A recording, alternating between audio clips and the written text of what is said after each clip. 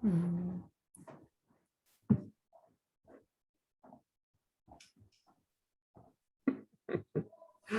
Lots of people are connecting.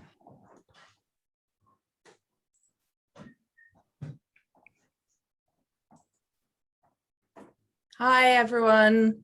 I'll just give a minute for audios to connect. I think we're roughly there. Hi everybody. Welcome to this discussion about Heavy Water, which is the Platform 20 exhibition at Site Gallery, featuring Victoria Lucas, Joanna Whittle, and Maud Haya-Baviera. Hi everyone. I'm going to do a little bit of housekeeping just at the top. If everyone can please keep yourself on mute just while we're talking, otherwise it interferes. We'll have space for questions at the end. Our assistant Jess is going to keep an eye on the chat, so if you have comments or questions that come up, please feel free to put them in there, and we'll have roughly half an hour at the end where you can ask all your questions. You'll see we're recording, so if you don't want to be on screen, please turn your camera off. That's absolutely fine. We'll stop the recording for questions at the end, so you can come off camera if you want. We have captions available at the bottom of your Zoom screen. There's a little CC, you can turn them on if you need them. What else? Oh yeah, if you can turn your screens onto speaker view, that's probably the best way to see the four of us as we're talking and be able to see everything. So firstly, we're going to do super brief introductions to who we are and where we are. My name's Angelica Sule. I'm Programme Director at Site Gallery, and I am a mixed heritage Latin American woman with just past my shoulder length brown hair. I'm in quite a cozy room with a bookcase in the corner and a kind of tangle of plants and a disco ball. Vic, I'll pass over to you. Hi, my name is Victoria Lucas. I'm a white woman with short brown and purple hair, and I'm wearing a black long sleeve top. I'm sat at a desk in my Sheffield-based art studio, surrounded by post-it notes and images of quarries. I'm an artist, part-time practice-led PhD candidate at Sheffield Hallam, and a part-time senior lecturer in fine art at the University of Central Lancashire, which is in Preston. I think it's my turn. Hi, I'm Maud. It's lovely to be here tonight, and thank you all for coming. In my studio right now, I'm wearing a very bright orange t-shirt. There is Freud pretending to read in the background. I've got a few plants in the studio, and in front of me there are two truly beautiful postcards by Francis Alès. And that's it. Hi, I'm Joanna Whittle. I'm in my studio in Sheffield, which I've tried to tidy up so there's not too much mess in the background, just some pictures. I'm a white woman with short fringe but tied back hair. I'm wearing a green shirt with a black diamond on it.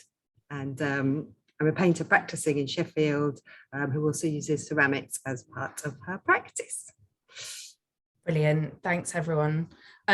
So I'm gonna give a little bit of a background to the exhibition and platform, and then each of the artists is going to introduce their work, and then we're gonna come back together for a conversation about the exhibition itself and how it's all come together. So the exhibition is a part of the platform residency that we run at Site, which is supported by the Freelance Artists Programme. Platform has actually been running for quite a long time at Site, but over the past 3 years, we've been supported and been able to extend it into a 2-year residency programme. So we support cohorts of 5 artists. There'll be 20 artists over the whole programme. And we support them with mentorship, with a bursary, with various different kinds of support, but also with this interim exhibition. So the exhibition normally sits halfway through the programme. This time, because of obvious things, it's been delayed a little bit, so it's further towards the end of the programme. And we should say that there are also 2 other exhibitions in our partner galleries. So James Clarkson is showing K-House at Block Projects, and Connor Rogers is showing Manor Boy at Yorkshire Art Space, which is kind of next door to site.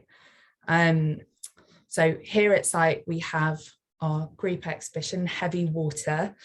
So I wanted to talk a little bit about how it came together, because exhibitions like this can be quite tricky to put together. We started really with lots of conversations with each of the artists and with us all together, to talk about the work, to talk about the kind of threads and crossovers that happen. I think what all of us were really keen for was an exhibition that felt cohesive and not disparate parts and different things that kind of sit in a room together. So one of the main kind of threads or narratives that came out right at the beginning for me was thinking about land and topography.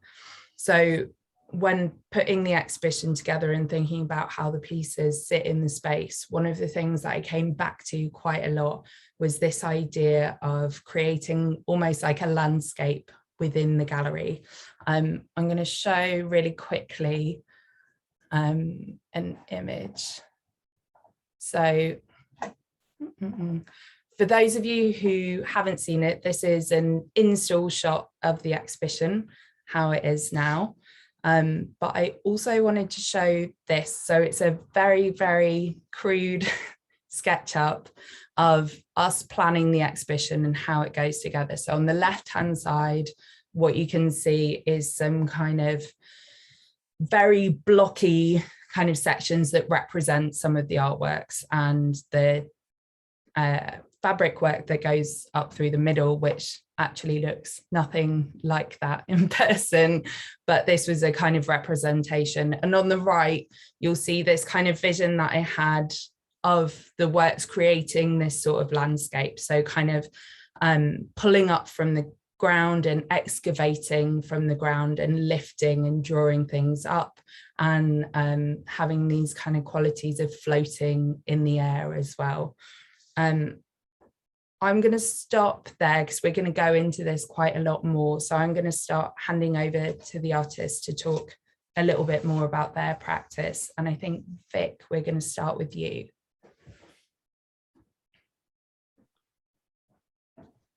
Sure. Okay, so the work I developed for Heavy Water began with an old quarried landscape in Derbyshire, which I've been visiting and documenting for the past 2 years, I think now. And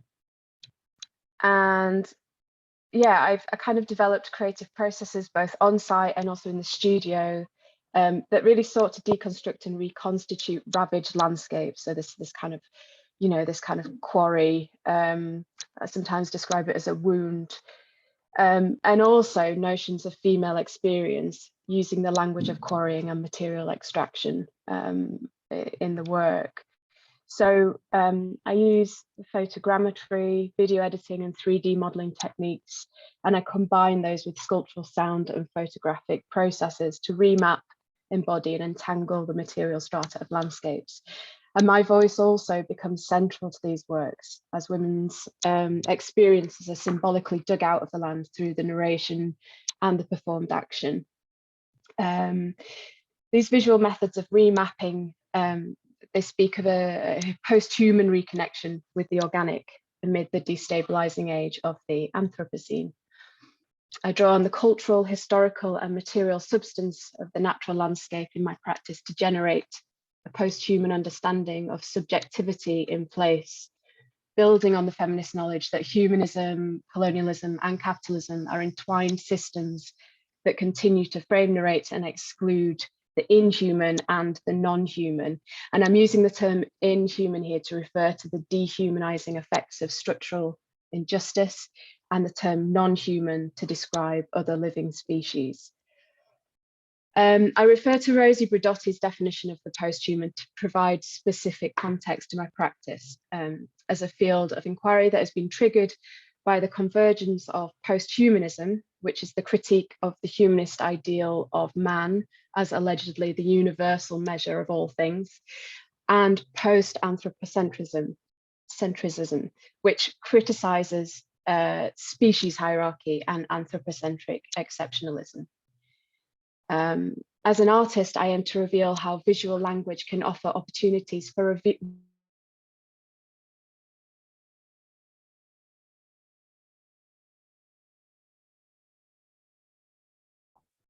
I think we might have lost Vic.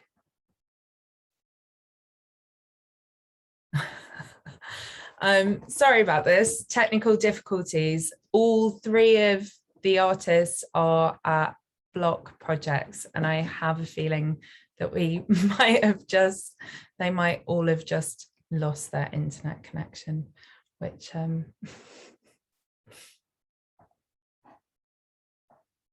is a great start.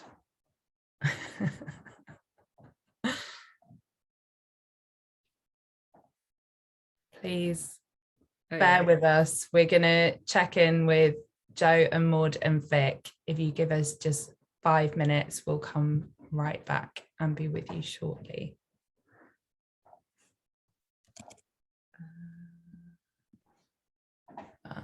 Maud. Hi, did everyone disappear? Yeah, I have a feeling that your internet at block might have had a problem. We're all in our studios at the moment and the internet just stopped, so I'm using my Wi-Fi, my 4G, sorry, which is absolutely fine by me. I can call Vic and Jo and we can do it all in my studio, so I'm really sorry. I'm going to invite them in, and if they want I think they're Jo's coming back in. Do you want to ask Vic to come in? Jo, do you want to ask Vic if she wants to come to my studio, to yours, to continue? Yeah, Jo. Oh, Vic's here. Okay, great.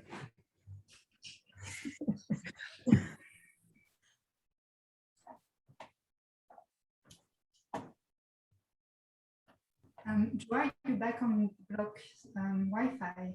I'm back, yes. Me and Vic must have been thrown out at the same time, maybe. Hello. We were just extolling the virtues of Zoom and everyone being able to join in.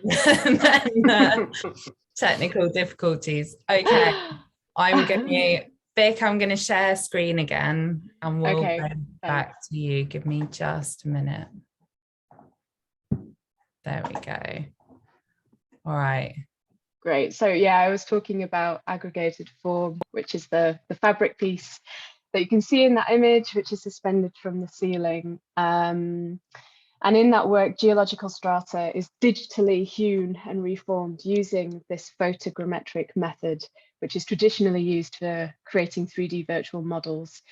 So basically, multiple photographs have been taken at the site. I worked with this brilliant company called V21 in Nottingham. And then those photographs are kind of put into software and digitally processed to generate a reformulated interpretation of the quarry face. And then I obviously printed it large scale. It's 60 meters long is that piece of fabric.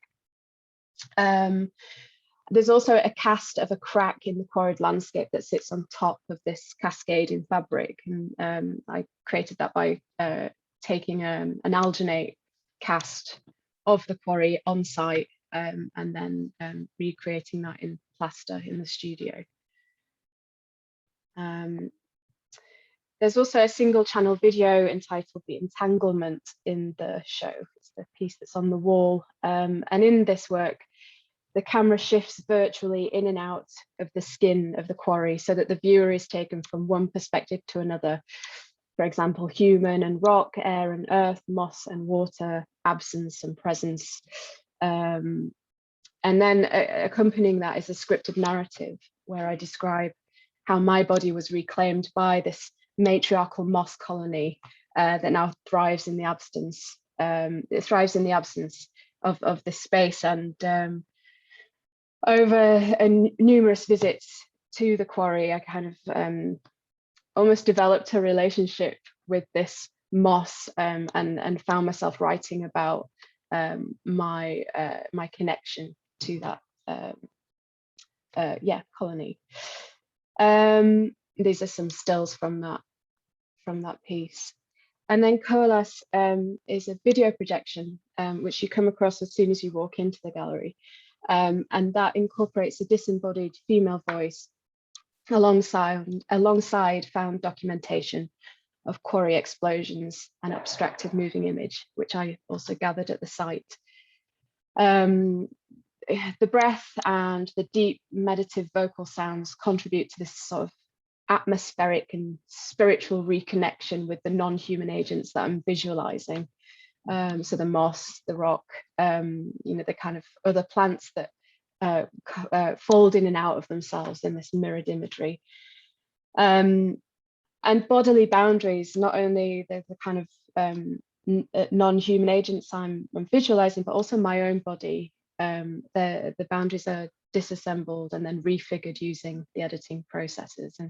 And my body is represented by my voice, but also the kind of abstract imagery that appears and disappears in the piece. And then finally, there's Formations, which is a series of photographs in which I perform the quarried rock using a printed blanket, which is just behind me here on the wall, actually. And it's a photograph taken in the quarry. And this is one of the earlier pieces that I made. This was made last year. I was really interested in becoming enveloped by the landscape, as I guess as the landscape sort of embodied me and I embodied it. There was a real kind of interconnection between me and the object. And this also led me to kind of consider the skin or the boundary of the body and of also the rock as a process of becoming. And that obviously then led to the kind of video works that I've just talked through. And I think I'll stop there. I've maybe gone on for a bit long, particularly as we were cut off halfway through. Thank you. Thanks, Vic. That's great. And then Maud, I think we have you. Yeah. Perfect. Thank you. So for the exhibition, I'm presenting 2 video works, and you can see them both on this image. So they are the 2 works on screen, and they are bracketing Joe's painting. So I'm presenting 2 video work. The first one is Things Fall Apart, and the second one, which you can see in the TV screen, is Wish You Were Here. Perhaps we could move to the next slides, please.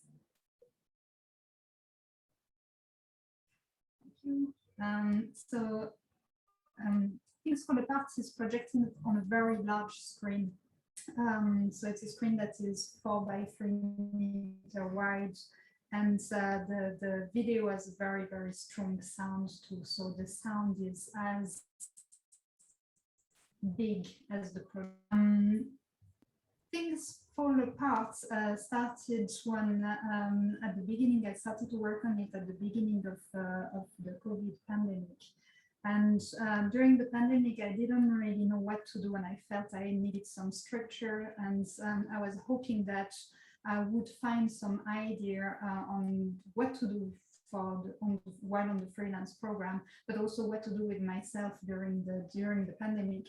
And I find most of my ideas generally in things that I've read or things that I've seen, or I'm really porous to the narrative form. So I decided to pick up Robinson Crusoe in order to give me some sort of inspiration. And Robinson Crusoe, the book by Daniel Defoe, has a diary and keeps a diary, a kind of very ritualistic diary every day of what he does. So I was thinking that I was going to do a diary of my time under COVID.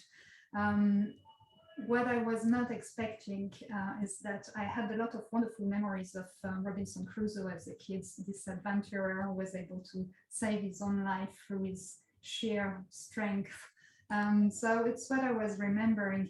The fact is that the story of Robinson Crusoe is the story of someone who wants to make a fortune in Brazil by going to collect some slaves in Africa to bring them on a plantation in Brazil. And this is not something that I remember for the tale. So on reading Robinson Crusoe, I realized that I really needed to respond to it. And that my idea of doing a diaristic COVID-19 journal was to be discarded, and that the work had to become something else. Before reading Robinson Crusoe, I had read Chinua Achebe, Things Fall Apart. And Chinua Achebe's novel is set at the exact same time as Things Fall Apart.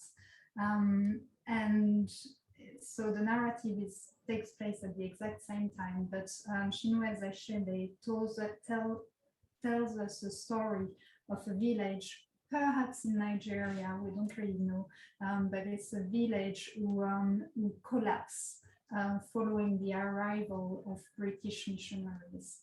So it's a reversal tale to the tale of Robinson Crusoe.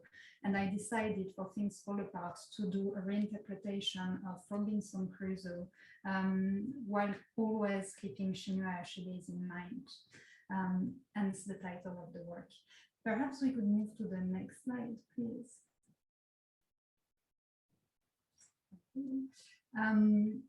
And what was also pertinent for me is that Chinua Achebe names his own work, Things Fall Apart, as an homage to Yeats. And Things Fall Apart is the first line of a verse in the second coming, a poem by Yeats. And the second coming is a poem that is very it's, to me, my reading of the poem is that it's a poem about corruption and about the fact that humanity is doomed. And I really felt that, again, the title was really befitting the work that I'm presenting. At the same time, Yeats started to write this poem 100 years ago, before the start of the COVID pandemic. And he wrote his poem at the start of the flu pandemic. And he wrote it while his wife was really poorly with flu, and she nearly died. So again, there was a strange coincidence happening there that I wanted to exploit in the work. Perhaps we could move to the next slide. Thank you. And I picked up this image because I was very surprised when I saw this image the first time around about the color correlation between Joe's work and my work. And it's something that strangely happens throughout the exhibition, where I can see a lot of color rhythm within the exhibition, which surprised me because we all made our own work in isolation, and to see how well they talk to each other was a real surprise. So it's mainly the reason why I've picked up this image to already start this conversation. I don't want to say too much about the work, because I think about Things Fall Apart, because I think it's a work that really needs to be experienced. There is a very, the imagery is highly edited, but there is a real rhythm within the image. The image mixes archival footage and footage found from various TV series, which I've edited together. And I've also, within it, edited advertisement and holiday advertisement, very recent holiday advertisement. And within this video work, there is, we see people, we see so-called indigenous people having some sort of a ritual. We see that holiday advertisement is also presenting a culture of the other within its own holiday advertisement. So we see reenaction of so-called traditional rituals within holiday advertisements. So I'm mixing all of this together in order to make a commentary about the consumption of otherness also.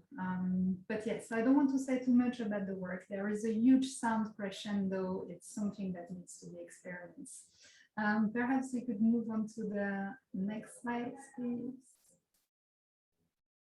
And this is the second video work that I'm showing during the exhibition, as part of the exhibition. And I was really shocked by how dark Things Fall Apart turned out to be, because when I started the residency, I was telling all the time, I want to make work that's really playful and very exciting, and I ended up making a work that is very somber. So as a counterpoint to the darkness of Things Fall Apart, still during the pandemic, I thought it would be very amusing to create a video work that was about sending postcards at a time when everybody was stuck at home and when travel was absolutely impossible. It's a series of postcards. The viewer, the person experiencing the work, see the front of the postcard, and I am voicing what might expect at the back of the postcard. And it's funny. I think there is a lot of humor in this work, but there is also darker undercurrents. And again, it's about the touristic industry and the problematics behind the touristic industry, while also being quite romantic and perhaps emotional at the same time. And perhaps for the last, I think it's the last slide, no, that still wish you were here, and perhaps we can move again. So it's a series of postcard, and I wanted to end again on this presentation, this brief presentation, on an overview of the show, because I think it's a great show, and I'm delighted to be part of it. So that's it for me. Thank you. Thanks, Maud. That's yeah, it's really great to hear. And to kind of back up, Maud, if you haven't seen the show, it's really worth a visit, because all of the works in it are quite experiential, and the show as a whole is an experience. So we'd encourage you to go. And I'll pass over to Joe.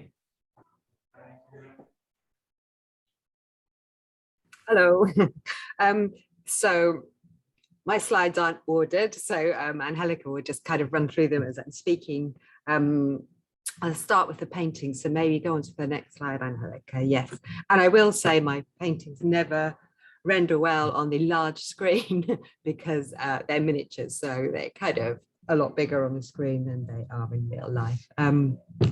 So really was kind of picking through details with this from the kind of scale of the show, zooming into my work, because my work is small, diminutive. So I make paintings. I trained as a painter. My practice has been predominantly, well, holy painting until the last couple of years, when I started doing ceramics more for personal reasons, but then they started to appear as another discourse alongside the paintings.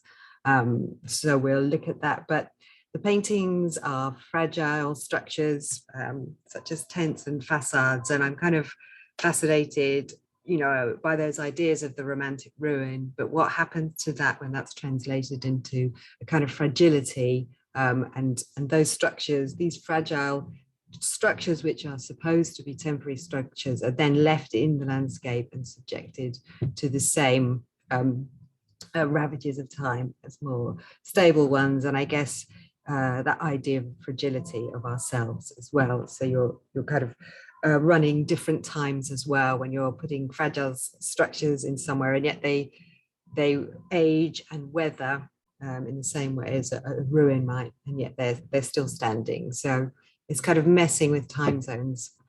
They're structured out of many different elements to create these kind of static scenes, a bit like the surrealist exquisite corpse. You know, you're taking elements, and by taking those elements, you freeze them, and they kind of startle with their kind of idea of realism, but then they very quickly unravel and almost kind of think of them as hallucinations, where you have this kind of reality laid on another reality. So they kind of vibrate with these two different realities.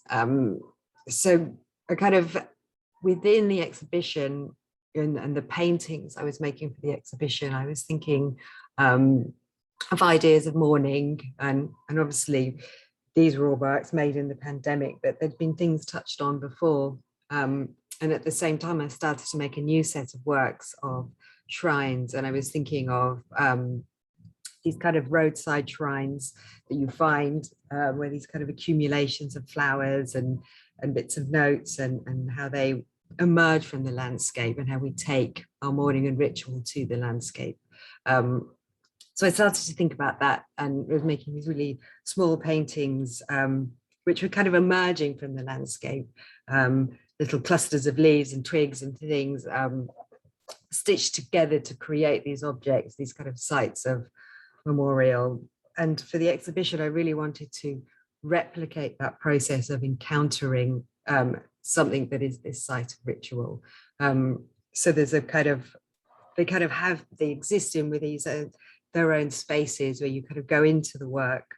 And I think it's that slowing down when you come across these things, you're understanding this site of ritual, or that there's something profound here where the landscape changes. There's a kind of a glitch within the landscape.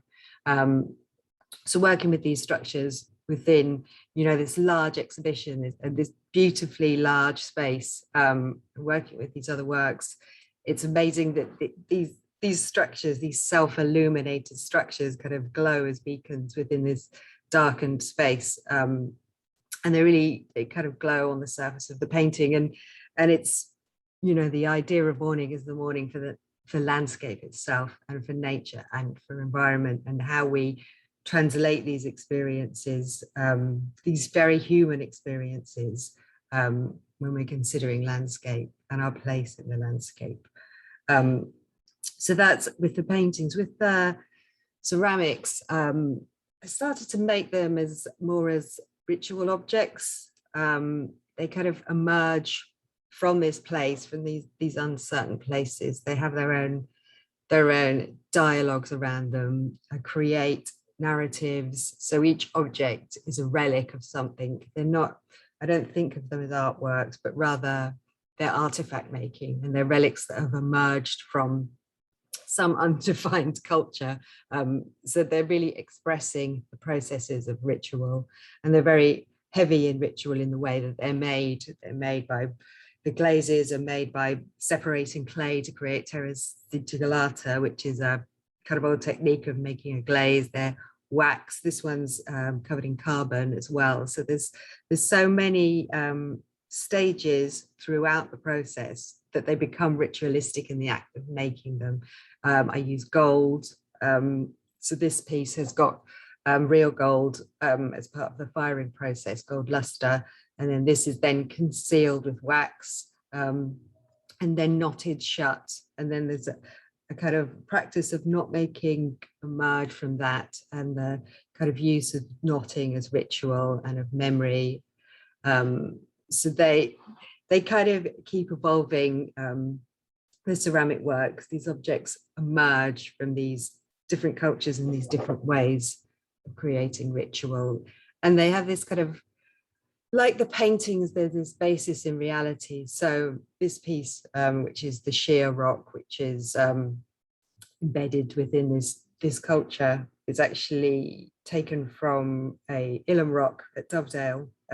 There's a rock that emerges from there. So I take these little snippets of reality and recreate them and replace them. And again, it's that kind of a mourning of landscape, again, taking this from, something accepted within culture and moving it and replacing it and translating it into a different culture and to a different usage and into a different way of understanding the landscape. And I think there's, we'll talk about it later, but there's so many kind of crossovers in the exhibition. This is one of the shrine pieces, which just become constructed from the forest themselves. So they're kind of invented structures. And in the process of painting them, kind of leaves and rags and actions accumulate both in the making of the work as a painter, but the idea of this emerging from the forest itself. There's a kind of uncertainty as to who's actually accumulated this or created this. And I think with all of my work, there's a kind of silence about it. It's kind of very important to me that I'm not present in it. You know, it's given to whoever encounters it in the way you encounter things in the landscape yourself. So it's quite difficult to spend months intricately creating these structures. And I kind of always feel towards the end there's this sort of process of tiptoeing away and kind of covering over the grass again and leaving that for people to discover. And there's a kind of an odd sense of a presence departed, you know, and in a lot of the paintings there's light lit, or there's ideas that there is some activity going on, but it's hidden and it's furtive, and you don't know if you're being watched, but you feel like this is something you're encountering alone. And I think with the ceramic objects, they enable to me to have a place for narrative. Whereas in the paintings, because of how kind of illusionistic they are, I want to avoid narrative. Narratives are the thing I have to remove from the work in order to give it over to be experienced as landscape, really. So the ceramics are an amazing thing for all that other stuff, that humanness to go into. And this again, this is Man of Dough, but he's a structure created from, there's a rock in Stoke-on-Trent near Mao Cop called the Man of Mao. And that's a site where they were excavating the rock, and they left him eventually, and he emerged as a figure. But it was a site of primitive Methodism, when there was things with the potteries, and revolutions were happening within the potteries for the workers, and there was lots of sermons on the Mount, etc. So again, there's always this drop from reality that comes, that's easily translated, and I think it's about reclaiming that narrative and ritual for ourselves, for our time now, and I think the kind of focus of the work is to how we translate what we've just been through, how we mourn without secular religion, how we reclaim ritual as something available to all to kind of recover. And I think that not just with the pandemic and not just with the personal things in people's lives, but also the kind of environmental catastrophes we're facing, and how we take responsibility in a more emotional way, and not just facts and figures. So I think I'll end there with the Man of Dough. Thanks so much, Jo. I'm going to stop share just for a minute, and then I'll put up an image of the exhibition. Thanks so much all for sharing. I thought a place to start for us to kind of talk about the exhibition might be the title of the show, because you guys actually titled the show. That didn't come from us, and it's got quite a particular meaning. So does someone want to start there?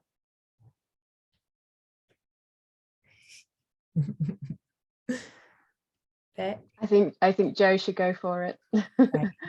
Well, it was we were discussing it really, and how do we knew there was a strong connection in the work, but how does the title become something which isn't illustrative, and kind of illustrating those connections, but there was certain themes within it, and obviously water runs throughout the work, but we kind of felt in the curation of the exhibition that you were moving almost through water, and that the works appeared as islands, and it felt like you were moving through this fluid space, but there was something deeper and darker, and all the work has a much darker narrative than that kind of simple fluidity.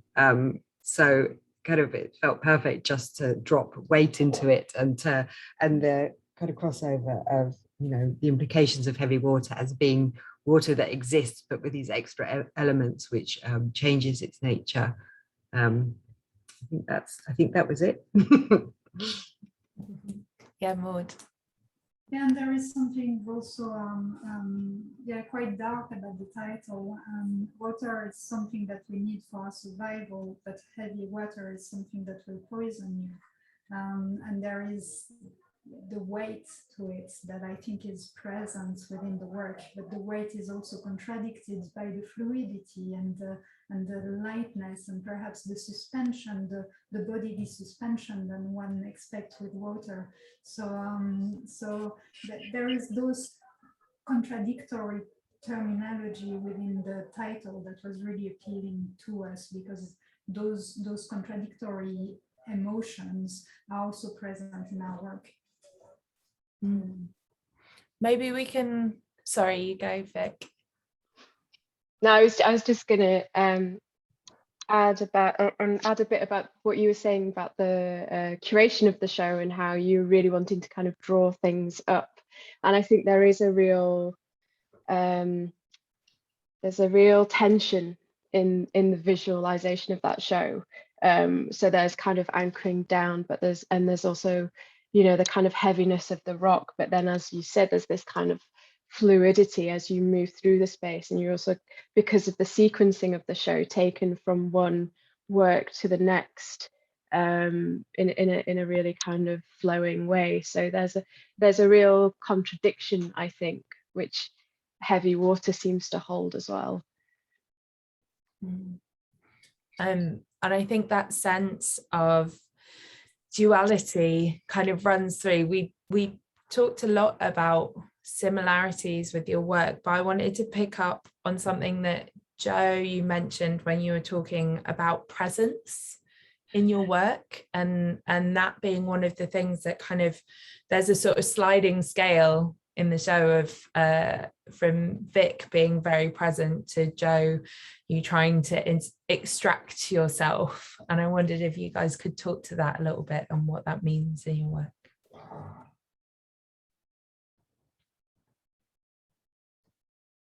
Maud, you're off mute, so. I can only really talk about myself and my work in there, but bizarrely, I try never to be present in my work, so I try to be as invisible as possible, so that I am not influencing the viewer. But Wish You Were Here is definitely me. It's me with my very strong accents. It's me with so I'm narrating the back of the postcard. I'm voicing the back of the postcard. And that is strange for me, because I started the beginning of my practice as performing a lot in front of the camera to completely remove myself from it. And in this instance, for me, my presence was my voicing of the postcard was another indicator of meaning. I was speaking in English, but with a French accent made that there was a blurriness of space, and I also wanted to kind of narrate a European experience, and speaking in English with a French accent for me was a form of this symbolic of making the problematic that I'm addressing more European.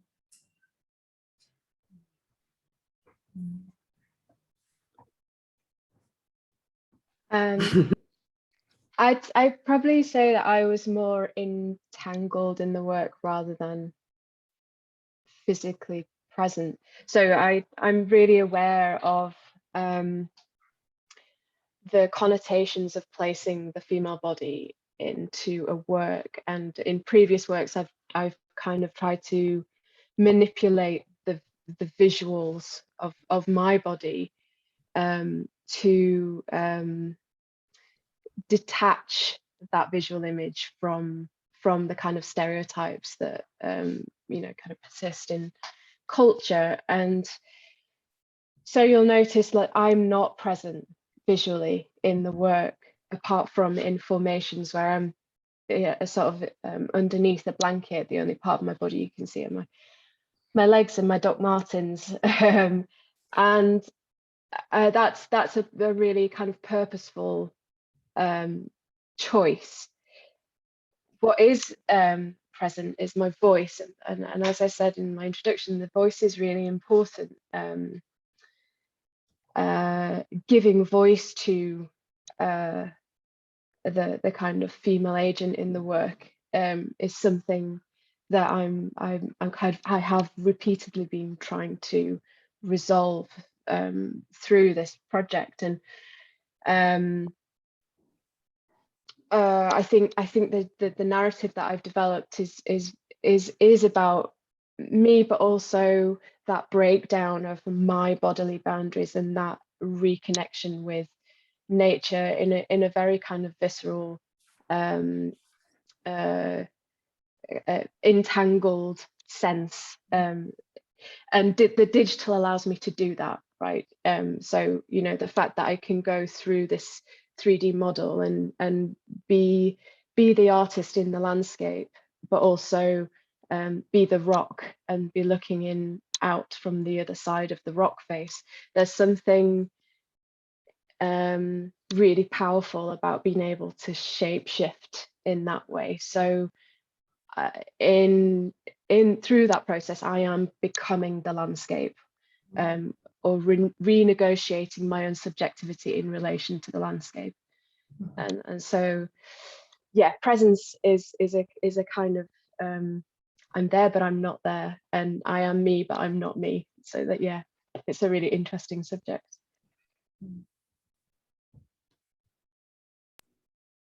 I think with me, it's something quite unusual about it, because they're intensely kind of emotional and there's a presence there, but it's not my presence, you know. So it's going through that process of creating emotional, and there is a strong emotion for the landscape. And then obviously with the ritual and the hand and all of the rituals that go through creating the ceramics. But it's kind of, do you know, I think it's like a legacy of presence, you know, and how is presence made? How is it recorded? You know, how do you know a presence has been? And I'm kind of really interested in that. So it's the presence absence thing, but it's really funny that I spend so much time creating presence, but it's almost abstract. You know, it's the idea of presence, and I really like that. And obviously, you create works, but that come from you somewhere.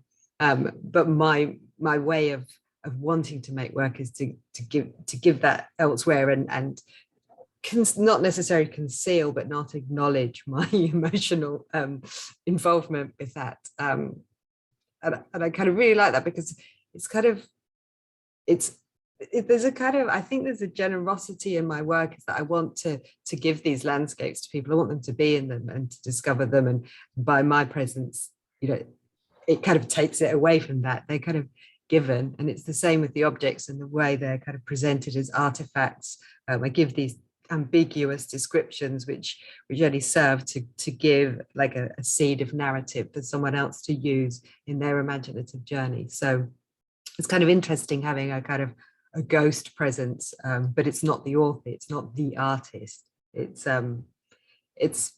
possibly the viewer themselves often, or the kind of perceiver of the objects and works. I think ultimately becomes the presence within the work. I kind of like that. Yeah, Maud. And briefly to conclude perhaps on this idea of the presence of the body, for me, when I see your artifacts, Joe, and I'm calling them artifacts, but perhaps I shouldn't, but when I see your artifacts, I'm thinking those are found objects, or at least I'm willing to dream with you that those are found objects. And I imagine the life of the people who used to own those artifacts. So there is also the presence of imaginary people, and that I imagine being also, you know, perhaps dead, 200 who died 200 years ago or more. So again, this presence absence. Thank you for dreaming with me, Maud. But yeah, it is. I mean, yeah, it's great. But it is. That's what I think about them. I feel like I've unearthed them, and they're actually nothing to do with me. Once I think when they're made, it's like, oh, they don't look like they have anything to do with me, you know. And I think, yeah, that's what I like, and I'm glad it works for you, Maud. I also know, to me, I also read it as a trick, and it's a trick that I really like. Yeah. And I really think there's a similar presence in your work, Maud. There's like this firstly this kind of legacy of Robinson Crusoe and the amount of times that film has been made, and the kind of sheer presence of bodies and of people and of like history there, but also in The Wish You Were Here, this kind of postcard, this presence of someone who was there, and you narrating, and you obviously having not written them because you're narrating all of them, but you know that this like presence of something that was, rather than necessarily your presence as well. Yeah, I had not thought of that, but yeah, effectively. And I also try to modulate the voice to, when I was doing Wish You Were Here, I wanted each postcard to have their own personalities. So I was thinking of a person or the embodiment of a person that wasn't me.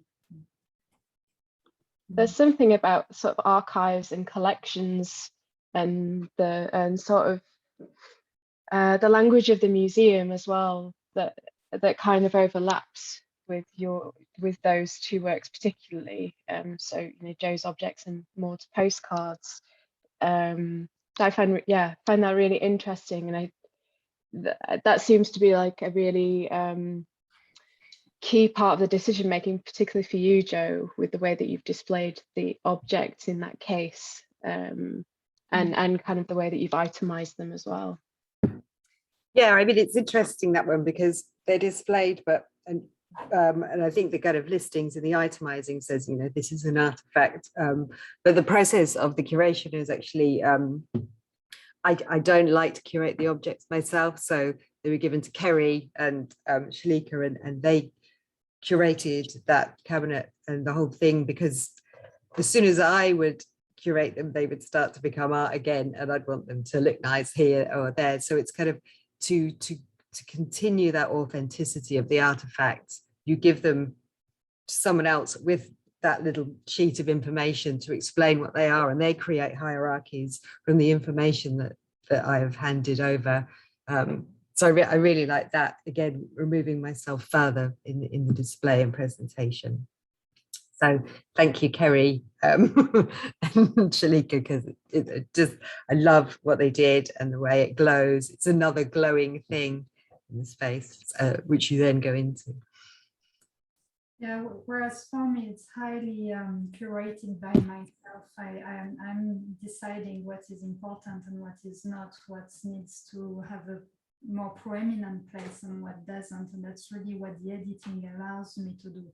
So the process of editing is a way of organizing things and reorganizing the narrative. And as such, editing is a way for me to really subvert the narrative. But I need to borrow something you just said, Joe. You were saying you like this in your work, there is this feeling that you're messing up with time zones. And I think there is something about this usage of archive or museal presentation that I can see in my work too, and that I also see in yours, Vic, which is very much about messing up time. And for me, it's a way to level the type of temporality, to really make a link between the past and the now, and to perhaps question how much has changed them. They are both booked together at the same surface and to the same level. So I really like this sentence, your sentence, Joe, when you say messing up with time zones, which is messing up with temporality. Maybe, Vic, you want to tell us your relationship to the query, to talk more to us about your relationship to the query and the temporality, if you think that's important.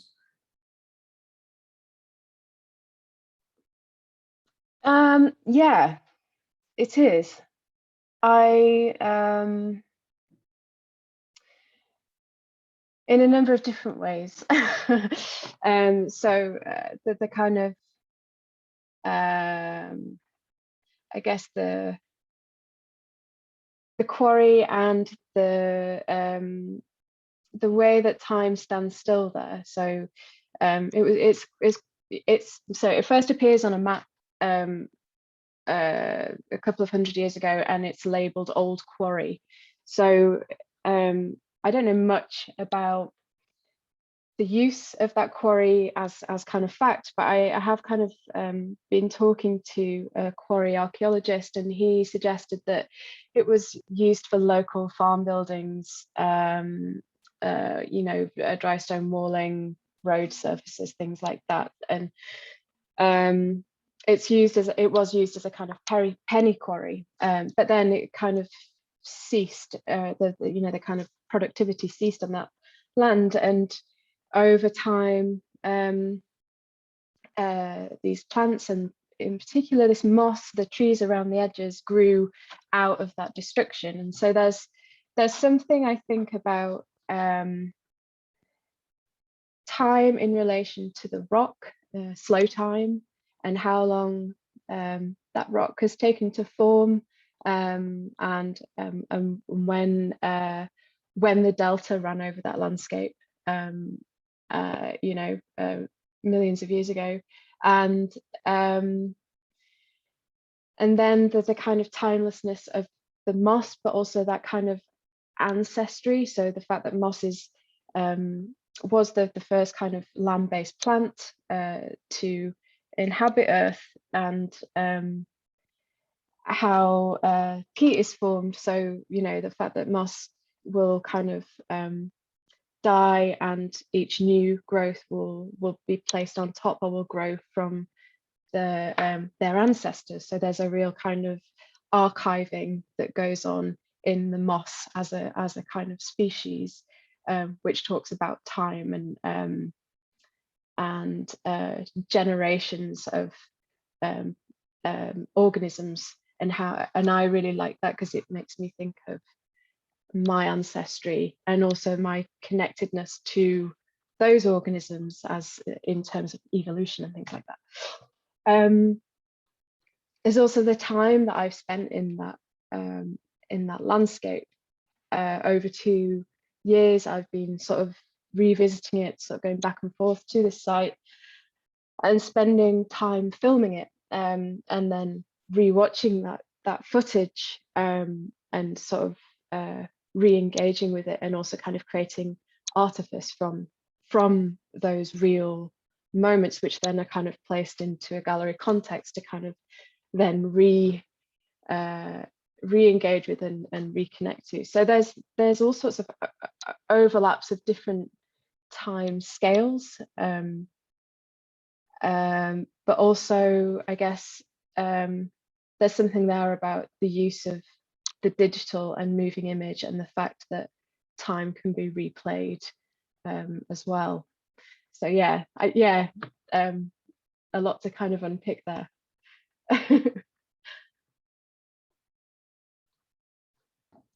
I love that sense of different scales of time, of like really slow time with the rock, and the kind of speeding up with the moss, but also that presence in the other works as well. Like Joe, I think that's really there with yours, with these objects, that some of those could come from this real like deep slow time, whereas we know that they've been created in this much faster pace. And there's something about I think you said artifice, Vic, that really comes across there.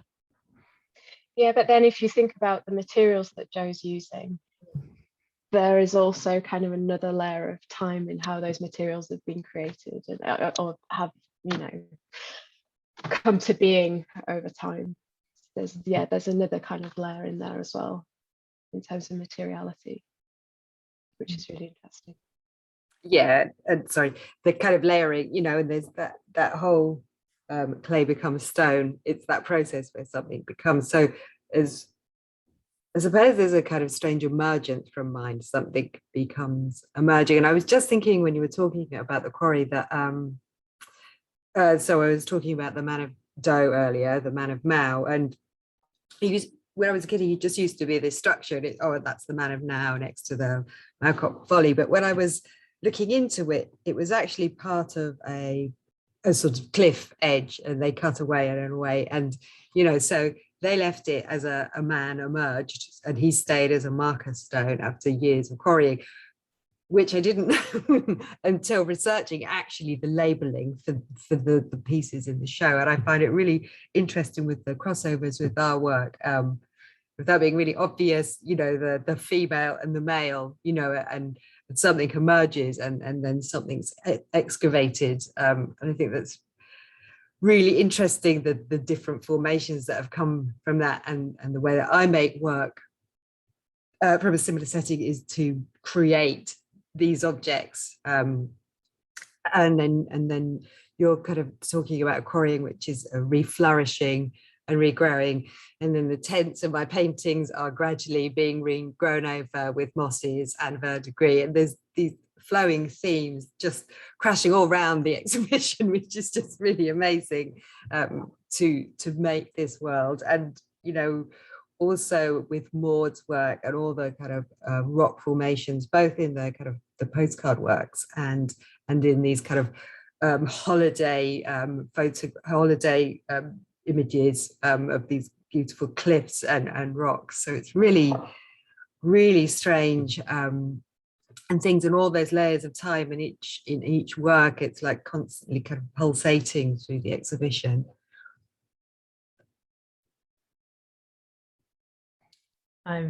Jo, that was really lovely. I wonder if unless anyone has any final things to add, it might be a good place to go to questions. I feel like that was a lovely crescendo. So I'm going to stop share. And maybe I'm going to go to gallery view, if I can, over here. So we're going to stop the recording while we ask questions, so you can come on screen and ask your questions, or feel free to put them in the chat.